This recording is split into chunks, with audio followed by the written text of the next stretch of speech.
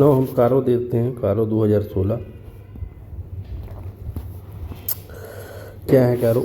सबसे पहले कारो के बारे में हम जान लेते हैं। कारो stand for companies auditors report order. It is additional reporting requirement four auditors of certain companies. सारी कंपनियों के लिए ये ऑर्डर नहीं होता है, ये एडिशनल रिक्वायरमेंट होता है रिपोर्टिंग की। इशूड बाय सेंट्रल गवर्नमेंट, जो गवर्नमेंट ने गाइडलाइंस इशूड की है, गाइडलाइंस अंडर 143(11) सबसेक्शन में, उसी को ध्यान में रखते हुए कंपनी का जो एक कारो 2016 जो है बनाया गया है। इन सिंपल वर्ड देखो, apart from giving opinion on financial statement पे ओपिनियन देने के अलावा auditor must comment on specific matter listed in कारो। जो स्पेसिफिक मैटर होता है, specific matter listed in CARO, like loan, fixed asset, statutory dues, fraud, इन सभी पे जो है आपको रिपोर्ट देनी होती है। 16 पॉइंट हैं जो कारो के आपको उन पे रिपोर्ट्स देनी होती हैं। जैसे आपको दिखा देते हैं, 16 पॉइंट ऊपर है। ये matter to be reported under CARO para 3 में रिपोर्टिंग में fix asset, inventory, loan and advances, compliance with 185 और 186 सेक्शन, डिपॉजिट का cost record, statutory dues, default in repayment, Nidhi company, related party transactions, non cash transactions, ठीक है, non cash transaction, whether director involve in non cash transaction, director purchase companies car in exchange of share. ये जो है आपको सबों को reporting आपको करनी होती है कारों में। फिक्स्ड एसेट में क्या करनी होती है? जो आपका फिक्स्ड एसेट होता है, proper record maintain, physical verification at reasonable interval. Title deeds किसके नाम से रजिस्टर्ड है वो, in company's name. Auditor check building ownership, find the title deeds in name of company. Inventory में verification, physical verification conducted at reasonable interval. Auditor verify stock at the end of stock count at warehouse में जाके verify करेगा stock को कि है कि नहीं है, कितना है कितना नहीं है। वेरिफिकेशन करने के बाद उसकी वैल्यूएशन वगैरह सही से कर देना। ये loan to company firm LLP, term repayment schedule, over dues more than 90 days. Loan to director 90 days से ज़्यादा जो है ओवर ड्यूज है तो उसका जो है रिपोर्टिंग होगी। फाइनेंशियल स्टेटमेंट में ओपिनियन देने के अलावा भी जो है ये काम आपको करना होगा ऑडिटर्स को। यहाँ पर आइए अब, ऑब्जेक्टिव एंड पर्पस ऑफ कारो: increase transparency, improve accountability, assist auditor, detect irregularity early, provide structure checklist important area, help identify fraud, default, non-compliance etc. ये क्या करता है? ये इसका पर्पस है। इंक्रीज ट्रांसपेरेंसी में क्या आएगा? User financial statement like share holder, bankers, regulator get more information. Banker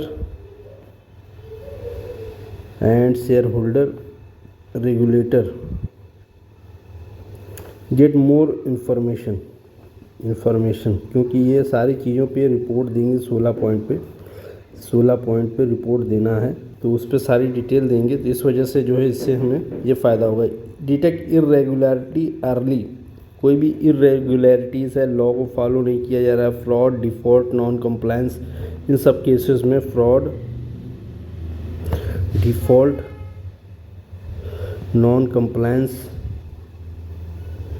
के केस में इससे फ़ायदा मिल जाता है। Assist auditor provide structure checklist of important area like FD, fixed asset, loan and statutory fixed assets, loan और statutory dues. ये आपका जो है डेबिट का पार्ट है, ये क्रेडिट का पार्ट है, क्रेडिट का लोन, और ये ड्यूज जो है क्रेडिट का पार्ट है। तो ये सब चीज़ों में आपको बेनिफिट देता है CARO. Legal authority 143 subsection 1, company empower central government to issue CARO. Companies Act empowers central government to issue CARO. It prescribes matter on which auditor must specifically report. Current version 2016 applicable 15-16 से used in the image. CARO 2020 applicable 20 और 21 से जो है 2020 का CARO 2020 जो है ये लग गया है। 2021-22 से एप्लीकेबल हो गया, लेटेस्ट प्रैक्टिस में यही आ रहा है। ठीक है। CARO apply to all company including foreign company except this company, तो फॉरेन कंपनी पर भी अप्लाई होगा except this company. Banking insurance companies registered under 8 section 8, non profit company, NGO, charitable trust, 1 person company, small company और certain private company. अब यहाँ पे ये सब सभी का जो है अपना अलग अलग, ये इसलिए इनके ऊपर अप्लाई नहीं होता है क्योंकि इन सभी का अपना अपना एक्ट है। बैंकिंग का बैंकिंग एक्ट है, इंश्योरेंस का इंश्योरेंस एक्ट है, कंपनीज एक्ट एनबीएफसी का अपना है, 1 स्मॉल कंपनी जो है उसका अपना है। तो यहाँ पर देखिए private company exemption shall must satisfied, paid up capital जो होगा वो लेस देन या 1 इक्वल टू 1 करोड़ होना चाहिए। बारोइंग जो होनी चाहिए वो आपकी जो है लेस देन और 1 करोड़ लेस देन और इक्वल टू 1 करोड़ होना चाहिए। टोटल रेवेन्यू वो लेस देन और इक्वल टू 10 करोड़ होना चाहिए। तो ये कंडीशन कंडीशन अगर सेटिस्फाई करते हैं 1 पर्सन कंपनी, प्राइवेट कंपनी अगर ये कंडीशन 3 सेटिस्फाई करता है, पेड अप, बारोइंग और टोटल कैपिटल रेवेन्यू 1-1-10, तब जो है ये इस केस में आपका पेड अप, बारोइंग और रेवेन्यू 1-1-10 को सेटिस्फाई करता है लेस देन और इक्वल टू, तो उस केस में जो है ये जो है इनका जो है इस पे कारो अप्लीकेबल नहीं होगा। स्ट्रक्चर और CARO report, auditor give comments on specific clause 16 clause of 2016, each clause require yes और नो और not applicable type comment along with the reasoning. जैसे fixed asset area proper record and title yes, inventory physical verification yes, loan और related yes, loan and related party compliance yes, statutory due paid timely yes, और fraud और any fraud notice by auditor yes, related party transaction compliance with 177 to 188 yes कर देंगे। तो ये चीज़ें जो है अप्लाई करती है, क्लॉज अप्लाई रिक्वायर यस और नो और not applicable type comment along with reasoning.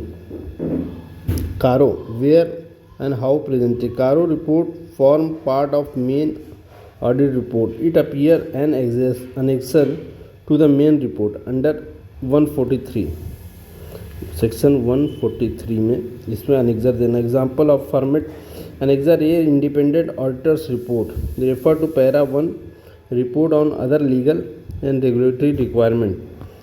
की point to be remember for concept consolidated financial statement, CARO not applicable on consolidated financial statement. Branch audit, CARO apply to the branch auditors also. तो consolidated financial statement पे apply नहीं होता है, branch की audit पे apply होता है yes, यहाँ पे अप्लाई होता है। Revenue include operation plus other income, NBFC treated as financial institution for limit test. अब क्या difference between audit report and CARO. Legal क्या, opinion true and fair, comment on specific matter, scope overall financial statement specified 16 clause, 16 clause होते हैं इसमें। All apply to all company only for covered only those covered in CARO, format of standard annexure annexure to auditors report, annexure देना पड़ता है, annexure to audit report. Here is the example summary practical example. Auditor XYZ limited, turnover 15 crore, borrowing 2 crore, find company has not maintain fixed asset registered, PF due unpaid for 3 months, fraud by cashier 1 lakh। In CARO auditor will report and class 3 में fix asset record not properly maintained, clause 3 और subsection 7 में PF due outstanding more than 6 months, clause 3 subsection 10 fraud notice by employ, क्योंकि fraud cashier ने किया है, fraud notice by employ, ये report होगा RO की रिपोर्ट। Auditors report will be this 1 line concept. CARO responsibility पर लीगल रिपोर्टिंग चेक यहाँ पर देखिए, private limited, CARO 16 does not apply if all of the following not satisfied. Condition and limit क्या है? Paid up share capital, reserve and surplus less than 1 crore और equal to 1 crore as on balance sheet date. Total borrowing from banks and FI foreign institution less than 1 crore और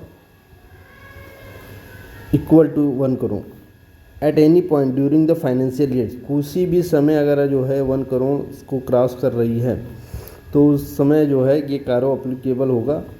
और total revenue ये तीनों मिलेगा तब जाके जो है कारो अप्लीकेबल होगा। यहाँ पे लिखा है does not apply if all the following are satisfied. Is total revenue अगर लेस देन 1 करोड़ और 10 करोड़ है फॉर फाइनेंशियल ईयर तो उस पर कारो अप्लीकेबल नहीं होगा। जैसे example, messrs alpha limited private limited has paid up share capital and reserve 75 lakh, borrowing 60 lakh and revenue 8 crore. CARO does not apply, all 3 condition satisfied. यहाँ पर ये तीनों कंडीशन सेटिस्फाइड हो गए तो इसलिए अप्लाई नहीं हो गई। यहाँ पर देखिए 1 करोड़ से कम है, यहाँ पर 1 करोड़ से कम है और यहाँ पर 1 करोड़ से कम है, तो यहाँ पे not applicable. If any one limit is exceed कारो अप्लाई। एनी इसमें से कोई भी एक जो है अगर अप्लाई हो जाता तो जो है ये अप्लाई हो जाता। प्रोविजन कारो apply equally two branches, paid up share capital include branches पे भी अप्लाई होगा। पेड अप और प्रेफरेंस, इसमें इक्विटी जो है equity plus preference share capital दोनों लिया जाएगा। Reserve include all type profit and loss and general reserve.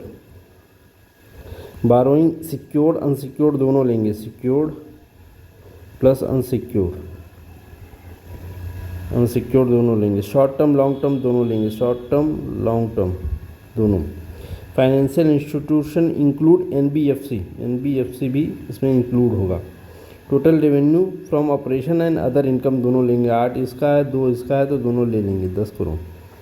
तो ऑपरेशन और अदर रेवेन्यू दोनों इसका इंक्लूड करेंगे। तो यही है आपका कारो।